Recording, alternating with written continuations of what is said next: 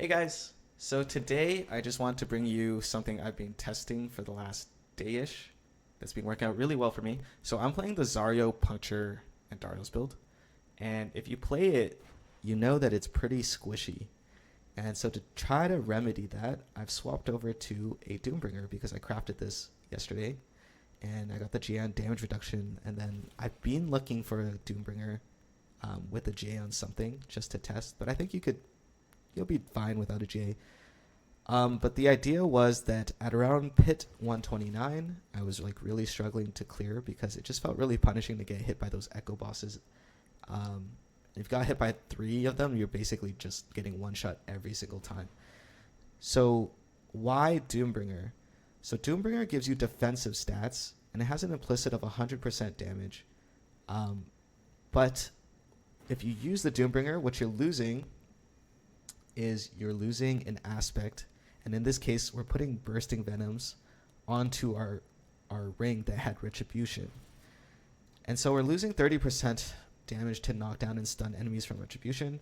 But I believe that bursting venoms is just better if you had to choose one, because it's proccing on Darius, and it's also proccing your Fist of Fate lucky hit chance, and so it's creating more staggers, and I believe the 30% damage loss from Retribution will be made up in the Bursting Venoms and on Darius synergy as well. So what we're losing is the temper damage per Dark Shroud, which is a big deal, and we're also losing 0.1 attack speed. So it's really interesting because I'm losing my train of thought. But it's interesting because now we're not getting one shot when we get 3 stacks of bosses. And if you're playing any Andariel rogue build, you just know that if you're not getting one shot, you're pretty much immortal because you'll just heal back to full, like, immediately. That's just how good Andariel is this season. So let me just show you the math of why, or what we're losing, what we're gaining. So because we're running Doombringer, we can now take off our ruby crystals in our armors. So now we're gaining 500 dex by adding emeralds. And 500 dex is about 56% more damage, because this season, instead of every 10 dex, it's every 9 dex is 1% damage. And we're getting 251 dex from Doombringer, so it's about 28% more. And so 56% from the Doombringer, 28 from the Allstat. 56% from the gems, 28 from the Allstat from the Doombringer, and so that's 84%, and then we get another 100% from the implicit. So we're getting 184% damage from the Doombringer setup, and what we're losing is it's about 115%, like unless you high roll the 121 per Dark Shroud. But let's just put it in the middle and say 115 per Dark Shroud temper, and then we're also losing 176 dex, which makes up some of this number here. So if we add up this, we are losing 135% damage. So if we do the math, it's 184% damage minus the 135, and that gives us a 50% damage increase. But if we do 5 Dark Shrouds from this, then it's obviously a decrease. So if you want to just work that out yourself, but it's a decrease overall, and we're losing 10% attack speed. Now the 10% attack speed is really bad to lose if you're not hitting 68% attack speed bonus, and you need the 68% because you need to be able to hit that so that you could run alchemical advantage on your necklace or your amulet. And once you can do that, you can get rid of flurry and then run the inner sight setup, which is just more damage. So because I hit 83 from my helmet and my gloves, I think it's okay to lose the 0.1 attacks per second from the dagger. And so yeah, I'm just gonna quickly show you guys the difference. So watch the ticks. We need the bosses to get staggered.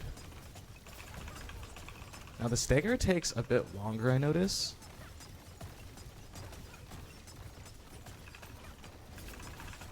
But once it's staggered, look at the ticks. So it's like high 3 bills, 4 bill.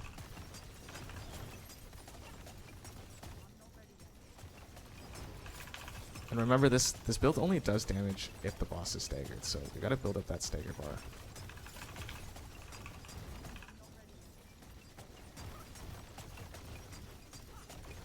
Yeah, so there's some 7s in there, 5s. So that's just kind of what it looks like. But if we add the dagger, we'll be doing more damage. And then also remember that we'll also have retribution on the ring, so it's even more damage. Maybe it's like another bill of lines, right? So look how fast this dagger went up that time. So you're staying way faster with the dagger. And then there's like, yeah, look at, there's like, I saw 13 bill, 9 bill, 8 bill, 10 bill, 5. But I think we're averaging like 5 to 6 bill. So we're losing quite a bit of damage. And again, that is just coming from the Dark Shroud, damage per Dark Shroud Shadow. So it's a big deal. But yeah, like I said, just if it's just less punishing to play the Doombringer, and I actually think it's gonna become best in slot for super high-end pit pushing. So I hope you guys give it a try. Those are kind of like the pros and cons of it. And because I'm kind of a boomer gamer, like I need that like less punishing playstyle. But if you're a god gamer, you know, just keep using the dagger for more damage. But yeah, like I said, if you get the 3 stacks in pit, you're just gonna get one-shotted. And I feel like Doombringer remedies that a lot.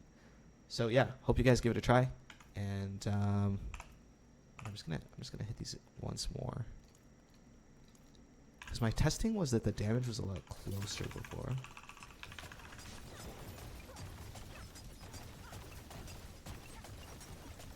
Yeah, so it's like 3-ish bill. 4, 5, 8. I think it's averaging like 4 or 5-ish. Whereas like the dagger is averaging like 6, 7. Oops.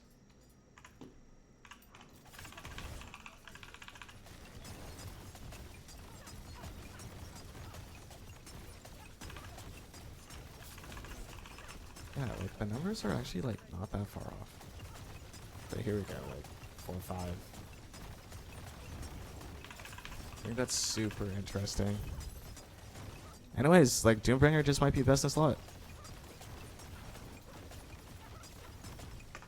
So yeah, just let me know what you...